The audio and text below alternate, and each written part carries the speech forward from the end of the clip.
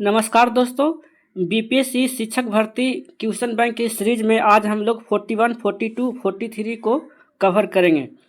हमने पहले ही 44 से लेकर के 47 तक करा चुके हैं। अगर आपने वीडियो नहीं देखा है तो डिस्क्रिप्शन में लिंक दिया हुआ है, जाकर वहां से देख सकते हैं।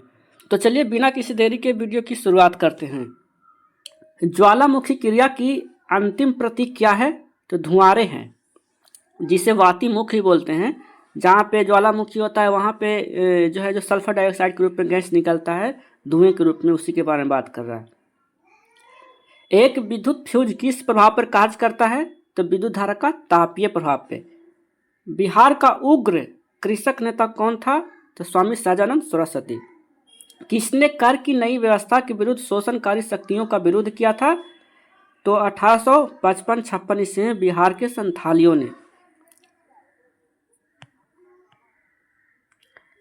बंकिम चंद्र चटर्जी का उपन्यास आनंद मठ कब प्रकाशित किया गया?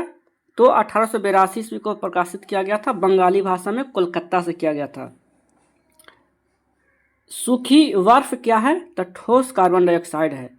राष्ट्रीय उद्यान में किसको सुरक्षा दी जाती है? तो संपूर्ण पारिस्थितिक तंत्र को। बायोगैस का प्रमुख घटक कौन सा है? तो मीथेन है, जिसमें 50 से 75% होता है। ग्रीनविच माध्य समय से भारतीय मानक समय कितना आगे रहता है? तो 5.5 घंटा। पर्वतीय क्षेत्रों में पक्षियों की आधिकारिक प्रजातियां किस जंगल में निवास करती है? तो चीड़ के जंगल में। 22 अप्रैल को मनाया जाने वाला पृथ्वी दिवस का संबंध किससे है? वातावरण से संबंधित जन जागरूकता से। कौन सा भूकंप गंभीर और विध्वंसकारी है? तो भ्रंशमूलक भूकंप।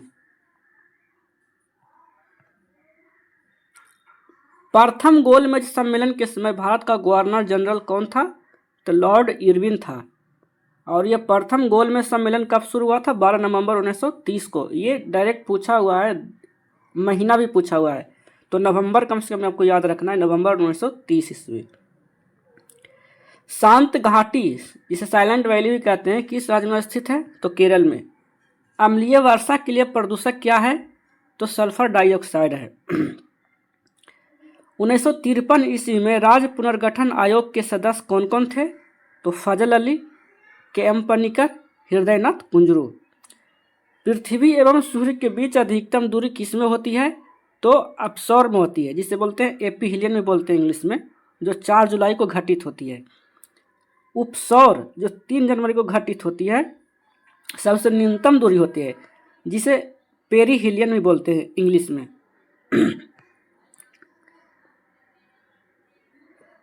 वायुमंडल में ऑक्सीजन का बृहद एवं उच्च स्रोत क्या है? तो समुद्री पौधों के प्रकाश संश्लेषण से। लंदन में सर कर्जन वायली की हत्या किसने की थी? तो मदन लाल धिंगरा ने।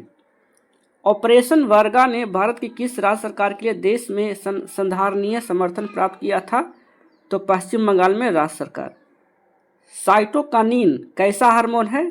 तो एक वानस्पतिक हार्मोन है, जिसमें ऑक्सिन, जिबरेलिन, ये सारे हैं जो वनस्पतिक हार्मोन हैं। वायुमंडल अपनी अधिकतम ऊर्जा कहाँ प्राप्त करती है? तो दीर्घ पार्थिव विकिरण तरंगों से। भारत की सबसे लंबी नहर कौन सी है? तो इंदिरा गांधी नहर है, जिसकी लंबाई है जो 649 किलोमीटर है। बंगाल के विभाजन को किसके कार्यकाल में वापस लिया गया? तो लॉर्ड हार्डिंग के कार्यकाल में। कांग्रेस समाजवादी दल की स्थापना कब हुई? मई 1934 ईस्वी में। महात्मा गांधी के राजनीतिक गुरु कौन थे? तो गोपाल कृष्ण गोखले थे। देश में मतदाता सत्यापित कागज लेखा परीक्षण विचारण किस वर्ष अस्तित्व में आया? 2013 ईस्वी को। कौन भारतवर्ष के प्रथम निर्विरोध एवं सर्वसम्मति से निर्वाचित राष्ट्रपति हुए थे? तो नीलम संजीव रेड्डी। मानव आंख की फोकस दूरी में परिवर्तन किसके कारण होता है? तो सिलियरी मसल्स के द्वारा होता है। किस नदी के किनारे को पश्चिम बंगाल सरकार टी पार्क के रूप में विकसित करने की योजना है? तो हुगली नदी के किनारे। विद्युत बल्ब में किसका प्रयोग किया जाता है? तो टंगस्टन का किया जाता है।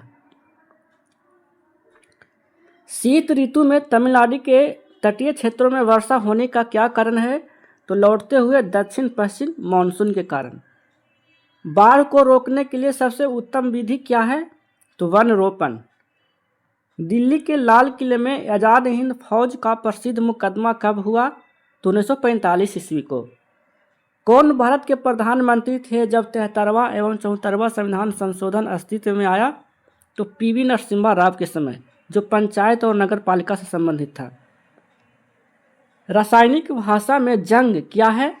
तो एक हाइड्रेटेड फेरिक ऑक्साइड है जिसका सूत्र है F2O3। भारत के किस राज्य में सर्वाधिक सागवान के जंगल पाए जाते हैं? तो मध्य प्रदेश में। लाइकेंस में शैवाल एवं कवक का रिश्ता पारिस्थितिकी में क्या कहलाता है? तो सहोपकारिता कहलाता है, जिसको बोलते हैं सहकारी करके कुछ बोलते हैं। इंदिरा गांधी राष्ट्रीय कला केंद्र ने संपूर्ण भारत में भाषा सर्वेक्षण कर भाषा एटलस बनाया है। यह केंद्रीय संस्कृति मंत्रालय के अंतर्गत स्वायत्त निकाय है। भारत के भाषा एटलस से क्या अभिप्राय है? तो यह भारत का एक लैंग्वेज मैपिंग प्रोजेक्ट है। वाहनों के साइडों में ट्रैफिक देखने के लिए किस प्रकार के दर्पण का प्रयोग होता है? तो उत्तल दर्पण का होता है। कारगिल किस नदी के किनारे पर स्थित है? तो सुरु नदी के किनारे स्थित है। किन देशों की अंतरिक्ष एजेंसियों ने निजी कंपनियों को अंतर्राष्ट्रीय अंतरिक्ष स्टेशन का दौरा आयोजित करने की अनुमति दी है? तो तुर्की, स्वीडन, इटली। ये करेंट अफेयर में है। हवा की गुणवत्ता एवं वायु प्रदूषण नियंत्रण में SPM का प्रयोग होता है। SPM से क्या तात्पर्य है? तो निलंबित कणिका वाल्व, जिसका इंग्लिश में फुल फॉर्म है सस्पेंडेड पार्टिकुलर मैटर। बिहार में वहाबियों की गतिविधि का मुख्य केंद्र कौन सा था? तो पटना था। और वहाबी आंदोलन का शुरुआत जो हुआ था 1820 ईस्वी को हुआ था। प्राचीन भारतीय धातु कर्म का आश्चर्य लौह स्तंभ कहाँ स्थित है? तो दिल्ली में है और ये चंद्रगुप्त द्वितीय के द्वारा बनाया गया था। भारतवर्ष में संपूर्ण आर्थिक उदारीकरण किस वर्ष प्रारंभ हुआ था? तो 1991 के पश्चात। ब्राह्मण समाज का प्रभाव मुख्यतः कहाँ तक सीमित था? तो शहरी शिक्षित वर्ग तक। ब्राह्मण समाज की स्थापना किसने की थी? तो राजा राममोहन राय ने 1828 ईस्वी को। वहीं भारतीय ब्राह्मण समाज की बात करें तो किसने किया था? तो कौन थे, याद मुझे नहीं आ रहा है। अगर आपको याद आता है तो कमेंट सेक्शन में ज़रूर कर दें, आंसर बता दें। एक खाद्य श्रृंखला में कौन से पोषक स्तर का ऊर्जा सबसे अधिक है? पोषक स्तर का ऊर्जा स्तर सबसे अधिक है तो उत्पादक का है। नीले लिटमस को लाल लिटमस में कौन बदलता है? तो सिरका बदलता है। जो अम्लीय होता है जो नीले को लाल करता है, और जो क्षारीय होता है जो लाल को नीला करता है। भारत देश की अधिकतम अंतर्राष्ट्रीय सीमा किस देश से है? तो बांग्लादेश के साथ है। और सीमा की लंबाई कितनी है? तो 4096.7 किलोमीटर। बिहार में सबसे पुरानी नदी घाटी परियोजना कौन सी है? तो सोन नदी घाटी परियोजना। और पूरे भारत की बात करें तो दामोदर घाटी परियोजना। किस संविधान संशोधन ने भारत की न्यायपालिका को संसद के अधीन बना दिया? तो 42वें संविधान संशोधन के द्वारा। किस क्षेत्र को चीन अपना पवित्र क्षेत्र होने का दावा करता है? तो ताइवान करता है। छितरे हुए वृक्षे वाले घास के मैदान क्या कहलाते हैं? तो सवाना कहलाते हैं। और ये सवाना जो घास का मैदान है ये कहाँ कहाँ पाया जाता है? तो अफ्रीका, ऑस्ट्रेलिया और अमेरिका में पाया जाता है। 1885 ईस्वी में भारतीय राष्ट्रीय कांग्रेस की स्थापना किसने की थी? तो A.O. हुम ने की थी। और ये लॉर्ड डफरिन के समय हुआ था। भारत के किस उत्तर पूर्वी राज्य में जनजातीय जनसंख्या की अधिकतम संकेंद्रण है? तो मिजोरम में है। मुंबई और नवी मुंबई को जोड़ने वाली अटल सेतु की कुल लंबाई कितने किलोमीटर है? तो 21.8 किलोमीटर है। IPEF द्वारा क्लीन एनर्जी इन्वेस्टर फोरम का आयोजन किस देश में किया गया? तो सिंगापुर में। ये फ्रेंड्स करेंट अफेयर में आ जाएगा। भारत ने विदेशी सितवे बंदरगाह को संचालित करने का अधिकार हासिल किया है। यह किस देश में स्थित है? तो म्यांमार में। गंगा डेल्टा के सदाबहार वन क्षेत्र को क्या कहते हैं? तो सुंदरवन। बिहार की कौन सी नदी अपना मार्ग परिवर्तित करने के लिए जानी जाती है? तो कोसी नदी। वृक्ष की जड़ों को मृदा से पानी कैसे मिलता है? तो केशिका जल के द्वारा। विषुवतीय व्यास ध्रुवीय व्यास से कितना अधिक है? तो 43 किलोमीटर है। हमने यहाँ पे लिख दिया है कि भूमध्य रेखीय जिसे विषुवत रेखा भी बोलते हैं उसका व्यास कितना है? तो 12,756 किलोमीटर। और ध्रुवीय व्यास उसकी जो लंबाई है 12,714 किलोमीटर है। अगर इसमें से इसको घटाएंगे तो 43 किलोमीटर आ जाएगा। किस रेखांश पर भारतीय मानक समय अपनाया जाता है? तो 82.5 डिग्री पूर्वी देशांतर, जो इलाहाबाद के घंटाघर से गुजरता है और 5 राज्यों से होकर गुजरता है। वो कौन कौन से राज्य हैं? तो उत्तर प्रदेश, मध्य प्रदेश, छत्तीसगढ़, उड़ीसा और आंध्र प्रदेश। भारत में हरित क्रांति का श्रेय किसे दिया जाता है? तो डॉक्टर M.S. स्वामीनाथन को। भारत की सबसे ऊंची पर्वत श्रेणी कौन सी है? तो K2 है, जिसकी जो ऊंचाई है 8,611 मीटर है। भारतीय उपमहाद्वीप पूर्व में मूलतः किसका एक भाग था? तो गोल्डवाना लैंड का एक भाग था। बिहार में 1857 ईस्वी की क्रांति को किसने नेतृत्व दिया था? तो कुंवर सिंह ने। राष्ट्रवाद की आध्यात्मिक दिशा को किसके द्वारा लोकप्रिय बनाया गया? तो स्वामी विवेकानंद के द्वारा।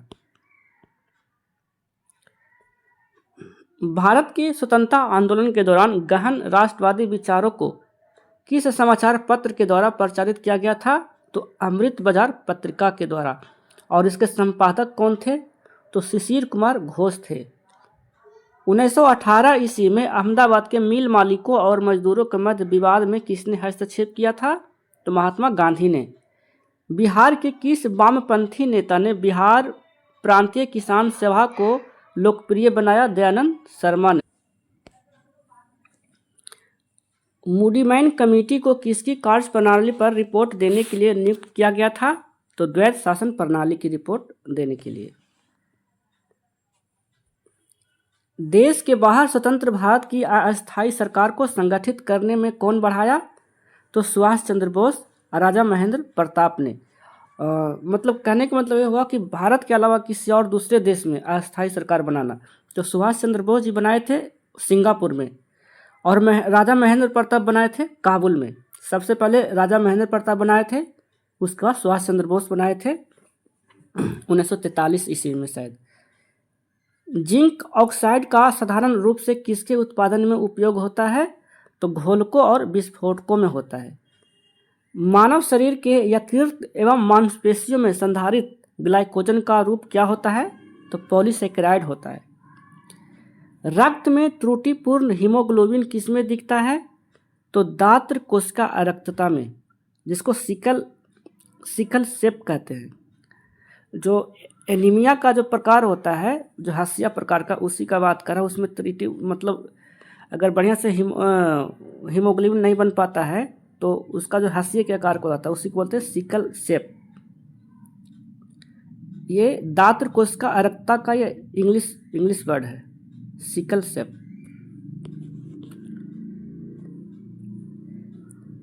किस प्रकार की दवाई उत्पादन में इथाइल अल्कोहल का उपयोग किया जा सकता है? तो एंटीसेप्टिक में। पौधों एवं पशु कोशिकाओं में अंतर किस संरचना से स्पष्ट होता है? तो कोशिका भित्ति से, जो सिर्फ पौधों में पाया जाता है। दुनिया की सबसे मजबूत मुद्रा कौन सी है? तो कुवैत दिनार। पीएम नरेंद्र मोदी ने 8 अमृत परियोजनाओं की शुरुआत महाराष्ट्र के किस शहर से की? तो सोलापुर से। एक करेंट अफेयर हो गया। IIT मद्रास ने ई मोबिलिटी सिमुलेशन लैब लॉन्च करने के लिए किसके साथ करार किया? यह भी करेंट अफेयर है।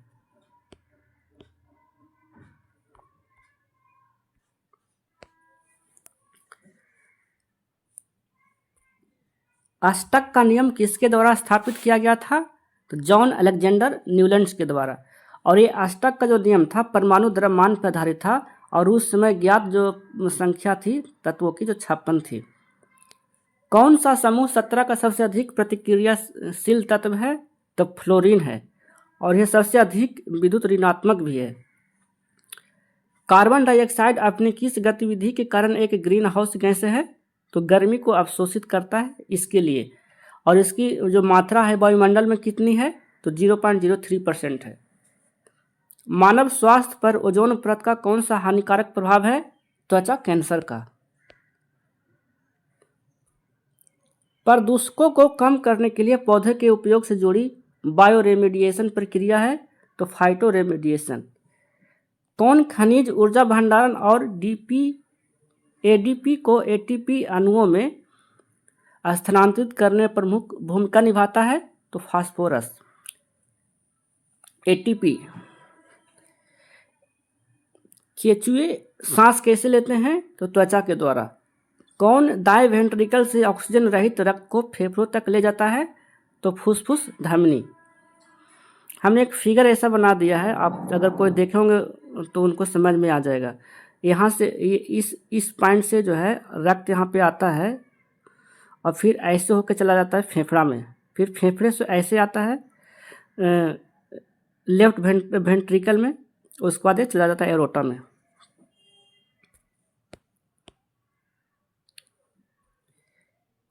कौन उत्सर्जन में रंध्र का कार्य नहीं है?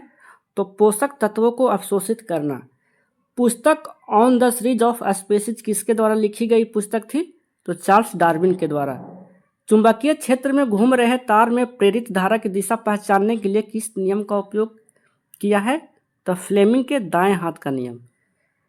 फ्लेमिंग का दाएं हाथ का नियम किस पे आधारित होता है? जो जनरेटर जो है ना, फ्लेमिंग के दाएं हाथ का नियम पे आधारित होता है, और ट्रांसफार्मर जो होता है फ्लेमिंग के बाएं हाथ का नियम पे आधारित होता है। मेंटल डिटेक्टर किस सिद्धांत पर आधारित है? तो विद्युत चुंबकीय प्रेरण पे। किस प्रकार के दर्पणों पर परावर्तन के नियम मान्य होते हैं? तो समतल दर्पण, अवतल दर्पण और उत्तल दर्पण पे। अवतल लेंस द्वारा किस प्रकार की छवि बनती है? तो आभासी छवि, सीधी छवि, वस्तु के प्रतिबिंब का आकार छोटा करता है।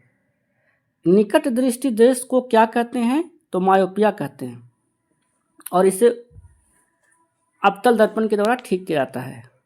वनों की कटाई से किसकी संभावना बढ़ जाती है? तो सतही मिट्टी का क्षरण लगातार भूस्खलन से बढ़ जाती है। बायोगैस को ऊर्जा का अच्छा स्रोत क्यों माना जाता है? क्योंकि यह स्वच्छ ईंधन है। परमाणु प्रतिक्रिया में उत्पन्न ऊर्जा प्राप्त होती है तो ईंधन का द्रव्यमान से। वाणिज्यिक उर्वरकों में कौन से बड़े बड़े प्राथमिक पोषक तत्व हैं? तो नाइट्रोजन, फास्फोरस, पोटेशियम, शॉर्ट में केपीएन। गाय के गोबर का उचित उपयोग होता है तो खाद में, ईंधन में, दवा में। वाष्पीकरण की दर के लिए क्या सत्य है? तो तरल के तापमान के सीधे अनुपातिक होता है। तापमान बढ़ाएंगे तो वाष्पीकरण की दर भी बढ़ेगी। इसका अर्थ ये हुआ। जल की भाप अवस्था क्या है? तो गैसीय है। किसी ठोस का गलनांक किसका संकेत है? तो इसके कणों के बीच आकर्षण बल की ताकत का संकेत है। जब कोई ठोस पिघलता है तो उसका तापमान क्या होता है? वहीं रहता है। एक बार कोई ठोस पिघल गया तो उसका जो टेम्परेचर बढ़ता नहीं है, बढ़ते नहीं जाता है, जो मैक्सिमम पॉइंट पे होता है वहीं हमेशा बना रहता है। प्रकाश की किरण का प्रकीर्णन क्या कहलाता है? तो टिंडल प्रभाव कहलाता है। मोमबत्ती जलाने के दौरान क्या गतिविधि होती है? तो भौतिक और रासायनिक गतिविधि।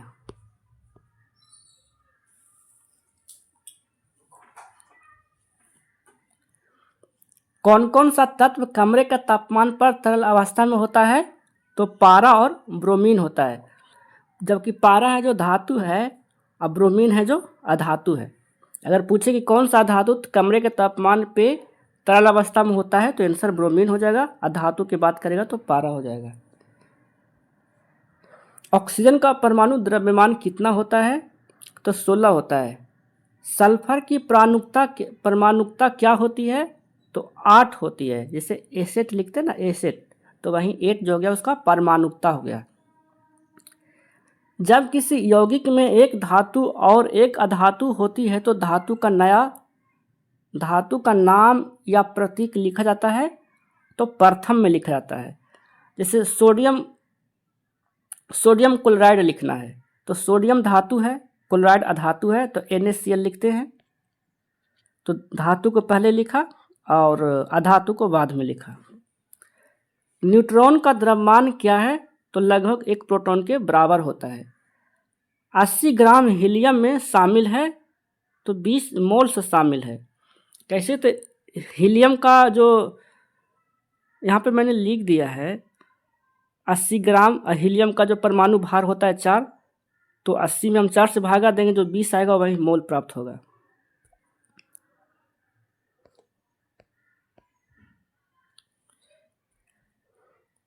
कौन अस्थिर अनुपात के नियम का अपवाद है?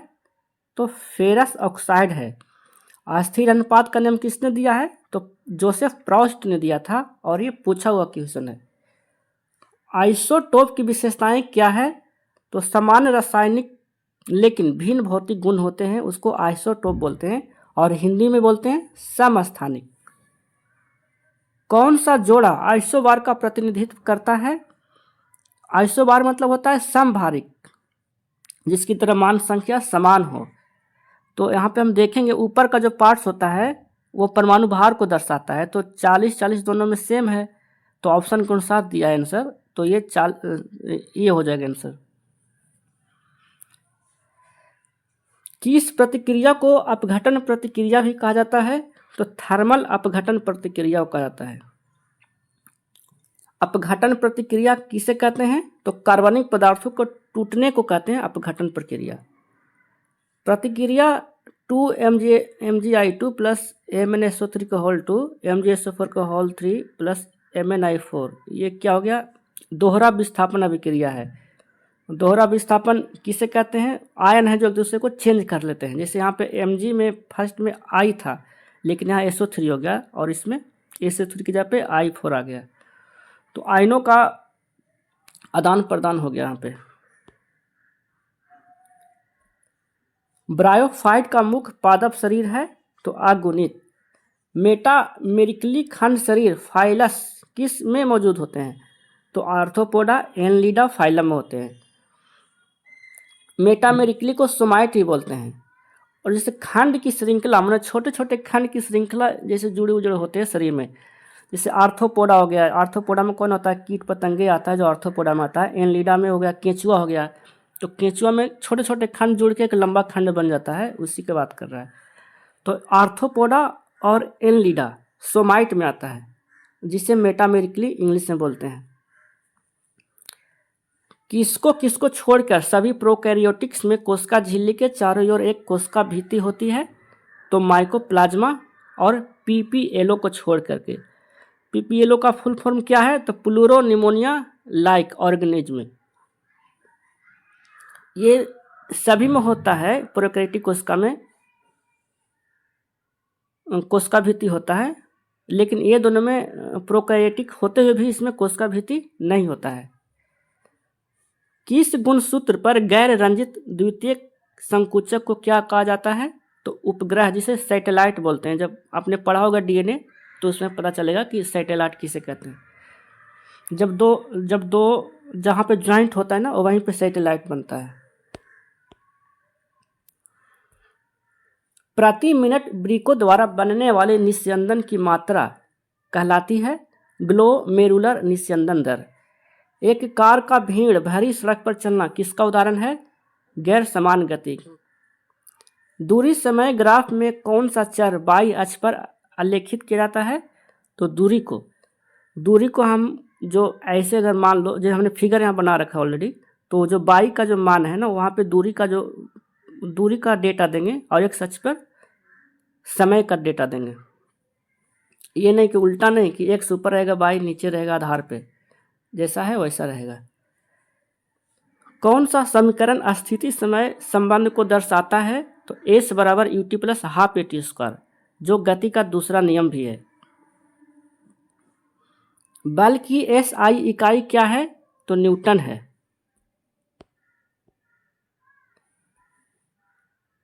जब कोई पिंड एक वृत्त के अनुदिश स्थिर गति से गति करता है तो कौन सा कथन सही है? तो इस पर कोई काम नहीं किया गया है।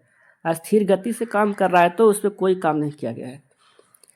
गुरुत्वाकर्षण का नियम किसके बीच गुरुत्वाकर्षण बल को परिभाषित करता है? तो द्रव्यमान वाले कोई दो पिंड पे। कार्य करने की क्षमता क्या कहलाती है? तो ऊर्जा कहलाती है। यदि रैखिक संवेग 50% बढ़ा दिया जाए तो गतिज ऊर्जा कितनी बढ़ जाएगी? तो काइनेटिक एनर्जी का फार्मूला क्या है? Half mv²। तो एक में 100 का मान देंगे, एक में 150 का मान दे करके फार्मूले को काट देंगे और परसेंटेज में निकालने के बाद आपका 125% आएगा। किसी कंपनशील वस्तु के पीछे की ओर गति करने से निर्मित निम्न दाब क्षेत्र क्या कहलाता है? तो विरलन कहलाता है। कोई वस्तु कंपन करते हुए पीछे हट रही है तो उसी का बात करा तो विरलन कहलाता है वो, और आगे बढ़ने को संपीड़न कहलाता है। सॉरी, संपीड़न मतलब उसका अर्थ अलग हो जाएगा। 5 वर्ष से कम उम्र के बच्चे सुन सकते हैं तो 25 किलो हर्ट्ज तक सुन सकते हैं, जबकि नॉर्मल जो रेंज है 20 हर्ट्ज से 20,000 हर्ट्ज तक होता, जिसे हम कन्वर्ट करेंगे तो मतलब कहने का मतलब कि 20 हर्ट्ज से 20 किलो हर्ट्ज तक नॉर्मल रेंज है, जबकि बच्चे हैं जो 25 किलो हर्ट्ज तक सुन सकते हैं, मतलब 5 किलो हर्ट्ज अधिक तक सुन सकते हैं।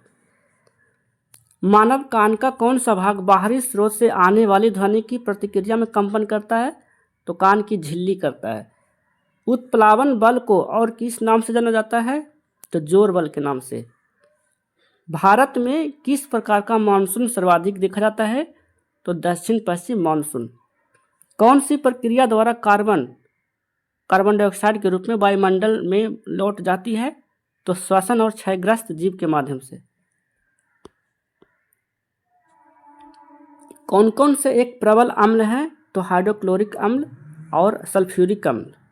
एक उदासीन विलयन में शामिल है तो H+ आयन और OH- आयनों की समान संख्या, जिसका pH मान 7 हो तो वो उदासीन विलयन हो गया। ऑक्सीजन की प्राप्ति को कहा जाता है ऑक्सीकरण। घंटियां बनाने के लिए धातुओं के किस गुण का उपयोग किया जाता है? तो मधुरता का। किस कार्बन यौगिक में कार्बन के 2 परमाणु होते हैं? तो ईथेन में, जिसका सूत्र है C2H6। तो यहाँ पे C2 कार्बन हो गया जिसमें 2 परमाणु हैं। H2H6 किस हाइड्रोकार्बन का उदाहरण है? तो संतृप्त हाइड्रोकार्बन का उदाहरण है, जो एल्केन फार्मूला पे आधारित होता है उसको संतृप्त हाइड्रोकार्बन बोलते हैं। जैसे CnH2n+2। तो अगर n का मान अगर यहाँ पे H2 है तो अगर यहाँ पे रखेंगे 2n तो 2 दूनी 4 + 2 6 हो गया, तो C2H6। तो मतलब ये संतृप्त हाइड्रोकार्बन हो गया। मधुमक्खी के डंक में कौन सा कार्बोक्सिलिक अम्ल होता है? तो मेथनोइक अम्ल होता है। मौर्य काल में मुद्राओं के परीक्षण की जिम्मेदारी किसकी थी? तो रूपदर्शक की। और उस समय मौर्य काल में मुद्रा को पन बोलते थे, पन मुद्रा चलती थी, और तांबे के सिक्के को मशक बोलते थे, मशक। मौर्य शासन में हिंदी के किस महीने से वित्तीय वर्ष प्रारंभ होता है? तो आषाढ़ से होता है। मौर्य काल में किस नागार्जुनी पहाड़ी पर कुछ गुहा विहार का निर्माण करवाया? तो दशरथ ने। हर्ष एवं पुलकेशिन द्वितीय के मध्य संघर्ष का वर्णन करने वाला ऐहोल अभिलेख का लेखक कौन है? तो रवि कीर्ति है। हर्षवर्धन का सेनापति कौन था जिसने उसे सिंहासन पर रोहन हेतु उसे उत्साहित किया था? तो सिंहनाद था। चीनी लेखक के अनुसार किस वर्ष हर्ष ने मगध राज की उपाधि धारण की? तो 641 ईस्वी में। हैंसोंग के अनुसार हर्ष ने बिहार के किस स्थान पर एक पीतल का विहार बनवाया? तो नालंदा में। गुप्त काल में नालंदा विश्वविद्यालय का संस्थापक कौन था? तो कुमार गुप्त प्रथम था, और 415 से 55 ईस्वी के बीच में इसका निर्माण हुआ था। सर्वप्रथम किस चोल शासक ने सिंहल नरेश महेंद्र पंचम को उसकी धरती पर पराजित किया? तो राजराज प्रथम ने। किस चोल शासक ने गंगईकोंडचोलपुरम नामक एक नई राजधानी की स्थापना की? तो राजेंद्र प्रथम ने। किस चोल शासक ने अपनी राजधानी में राजराजेश्वर मंदिर का निर्माण करवाया? तो राजराज प्रथम ने। किस चोल शासक को समकालीन लेख में चोल नारायण कहा गया है? तो राज प्रथम को। सर्वप्रथम इल्तुतमिश को कहाँ का गवर्नर बनाया गया था? तो ग्वालियर का बनाया गया था। किस स्थान पर इल्तुतमिश ने गजनी के ताजाउद्दीन यल्दौज को बुरी तरह पराजित किया एवं बंदी बना लिया? तो तराइन के युद्ध में, तराइन में। इल्तुतमिश को खरीदने में कुतुबुद्दीन को कितना खर्च करना पड़ा था? तो 1 लाख जित्तल। इल्तुतमिश को गुलामों का गुलाम कहा जाता है, क्योंकि कुतुबुद्दीन ऐबक भी गुलाम था मोहम्मद गौरी का, और ये फिर इल्तुतमिश बन गया कुतुबुद्दीन ऐबक का गुलाम, इसलिए गुलामों का गुलाम कहा जाता है। किस वर्ष बगदाद के खलीफा ने इल्तुतमिश को मान्यता प्रदान की? तो 1229 ईस्वी को। दिल्ली में कुबत उल इस्लाम मस्जिद का निर्माण किसने करवाया? तो कुतुबुद्दीन ऐबक ने। दिल्ली सल्तनत के इतिहास में किस अवधि को 40 का शासन काल माना जाता है? तो 1236 से 66 ईस्वी, जिसमें गुलाम वंश का भी शासन था और रजिया सुल्तान का भी शासन था, जो गुलाम वंश से थी। किस सुल्तान के अधीन नायब ए मामलिकात का नया पद सृजित किया गया? तो मुइजुद्दीन बहराम शाह के अधीन। ये पद सबसे बहुत बड़ा होता था, ये जो सुल्तान था उसके बाद इसी का नंबर आता था, जिसे नायब मामलिकात को डिप्टी सुल्तान भी बोलते थे, और पहला जो बना था ऐतगिन बना था, ऐतगिन। दिल्ली सल्तनत कालीन इतिहास में सर्वप्रथम नायब ए मामलिकात कौन बना? तो इख्तियारुद्दीन एल्गिन बना था। गयासुद्दीन बलबन का मूल नाम क्या था? तो बहाउद्दीन। नायब ए मामलिकात के पद पर बलबन को हटाकर किसको बहाल किया गया था? तो इमाउद्दीन रेहान को। बलबन ने अपने सहधर्मी को आज्ञाकारी बनाने हेतु सिक्कों पर क्या खुदवाया?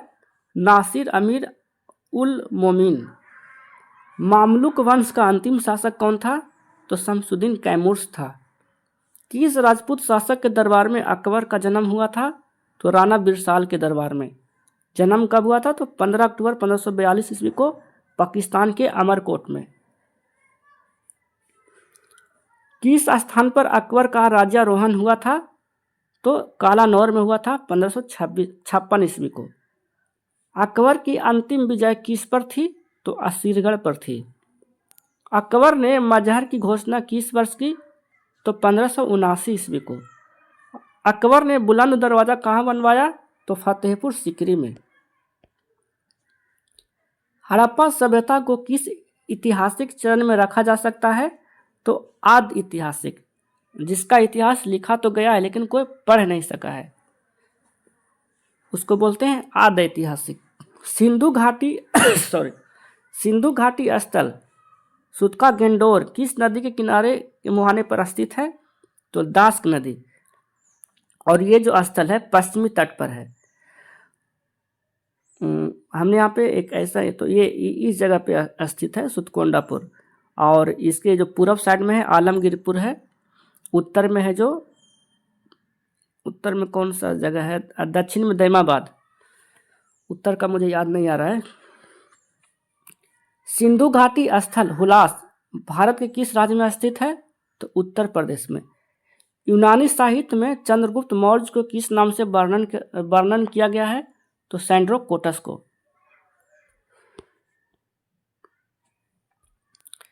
किस यूनानी लेखक ने कहा है कि एरियाना प्रदेश चंद्रगुप्त मौर्य को विवाह में दिया गया था? तो एस्ट्रेबो ने। अशोक को बौद्ध धर्म में दीक्षित करने का श्रेय किसे है? तो उपगुप्त को। अशोक ने अपने शासन के किस वर्ष में बोधगया की यात्रा की? तो 10वें वर्ष में। किस लघु शिलालेख में अशोक ने त्रिरत्न बुद्ध धम्म संघ में अपना विश्वास प्रकट किया? तो भाब्रू अभिलेख में। मौर्य प्रशासन में संग्रहण के अधीन कितने गांव आते थे? तो 10 गांव। कौटिल्य अर्थशास्त्र में कितने प्रकार के गुप्तचरों का वर्णन है? तो 2 प्रकार के गुप्तचरों का वर्णन है। पहला जो था संस्था था, जो एक स्थान पर रह के कार्य करता था गुप्तचर वाला, और जो दूसरा था जो संचार था, जो घूम घूम के भ्रमणशील था और घूम घूम के है जो गुप्तचर का काम करता था।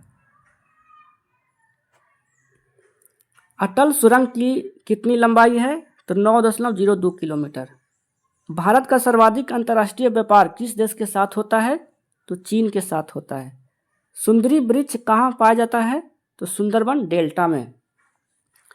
भारत में शीशे का अग्रणी उत्पादक कौन सा राज्य है? तो राजस्थान है। पाल घाट दर्रा किसको जोड़ता है? तो केरल और तमिलनाडु को। अभोर घाट जो दर्रा है महाराष्ट्र में है। भारत में सबसे लंबा राष्ट्रीय राजमार्ग कौन सा है? तो NH-44 जो श्रीनगर से कन्याकुमारी को जोड़ती है और इसका जो लंबाई है 3745 किलोमीटर है। पृथ्वी के स्थलीय भाग के कितने प्रतिशत भाग पर भारत का विस्तार है? तो 2.4%। भारत की मुख्य भूमि की तटरेखा की लंबाई कितनी है? तो 6100 किलोमीटर है। गारो खासी जयंतिया की पहाड़ियाँ किस राज्य में स्थित है? तो मेघालय में। कौन सी नदियाँ पूर्वारोपित घाटियों में से होकर बहती है? तो सतलज तथा सिंधु। पूर्ववर्ती नदी किसे कहते हैं?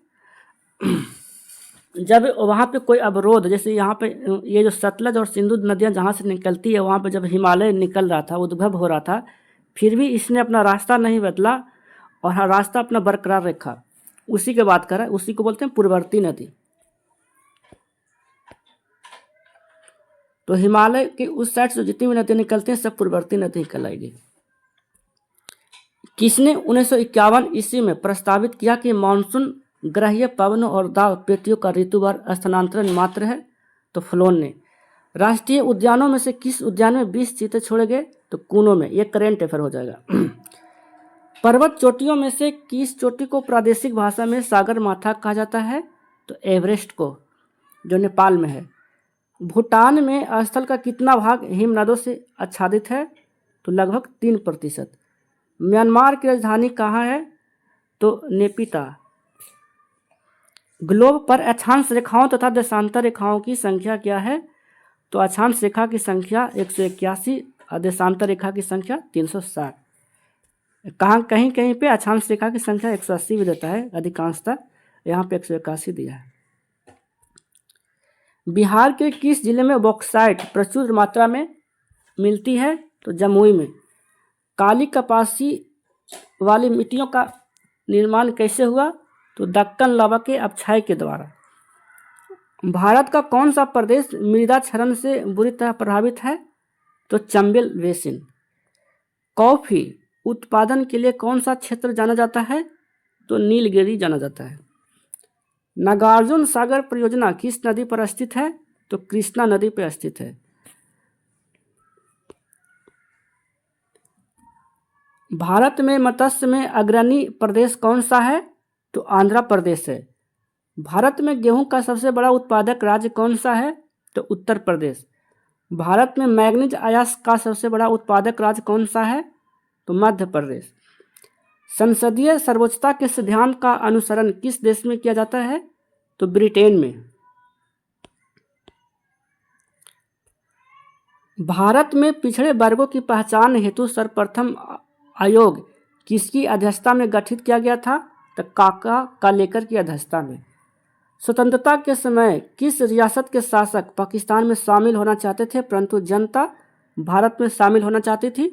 तो जूनागढ़, जो गुजरात क्षेत्र में पड़ता है। भारत में 1950 ईस्वी में योजना आयोग की स्थापना का प्रमुख उद्देश्य कौन सा था? तो आर्थिक विकास सुनिश्चित करना, आधुनिक औद्योगिक आधार निर्मित करना। अभी ये जो योजना आयोग को 2015 से नीति आयोग के नाम से जाना जाता है, योजना आयोग को बंद कर दिया गया है। भारत में किसी विधि तथा शासन के कार्य का परीक्षण एवं मूल्यांकन हेतु मानक मुख्यतः किसमें पाया जाता है? तो संविधान की प्रस्तावना में। भारत की संविधान निर्मात्री सभा की प्रक्रियात्मक समिति कौन सी थी? तो वित्त एवं स्टाफ समिति। हिंदी भारतीय संघ की राजभाषा होगी प्रारूप समिति द्वारा किस तिथि को निर्णित किया गया था?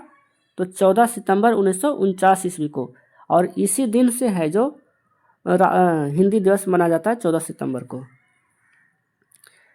किसने भारत की संविधान निर्मात्री सभा को एक दल आवश्यक रूप से एक दलीय देश में एक दलीय संगठन बतलाया था? तो ग्रेनविले ऑस्टिन ने।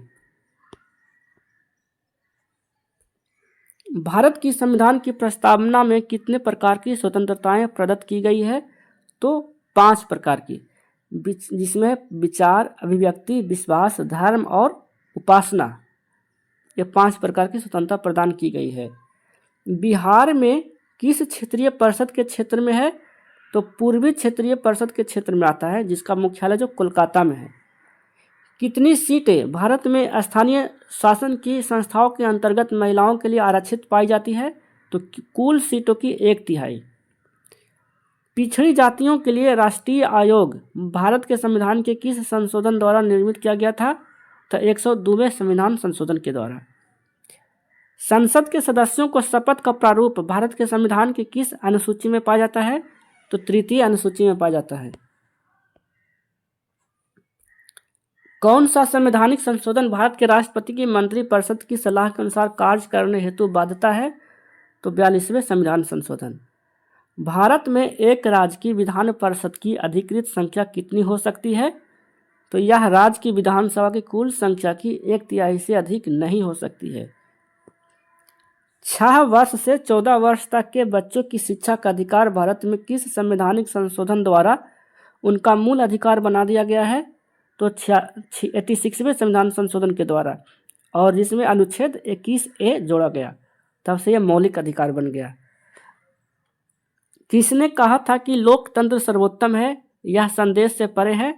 तो J.K. गिलवर्थ ने कहा था। किसने कहा था आर्थिक समानता के अभाव में राजनीतिक स्वतंत्रता एक भ्रम मात्र है? तो J.D.H. कोल ने। किसका विचार था कि लोकतंत्र के सभी रोग अधिक लोकतंत्र द्वारा ठीक किए जा सकते हैं? तो अल्फ्रेड स्मिथ का। भारत में भारतीय वन सेवा किस वर्ष अस्तित्व में आई थी? तो 1 जुलाई 1966 ईस्वी में। The imperial forest research institute सन 1906 में किस स्थान पर अस्तित्व में आया? तो देहरादून में। तो फ्रेंड्स, आज का वीडियो यहीं पे समाप्त होता है। आज हमने लगभग 500 क्वेश्चन यहाँ पे कवर किए हैं। तो अगर आपको वीडियो अच्छा लगा हो तो कृपया करके सब्सक्राइब जरूर कर लें। मिलते हैं फिर अगले वीडियो में, तब तक के लिए गुड बाय।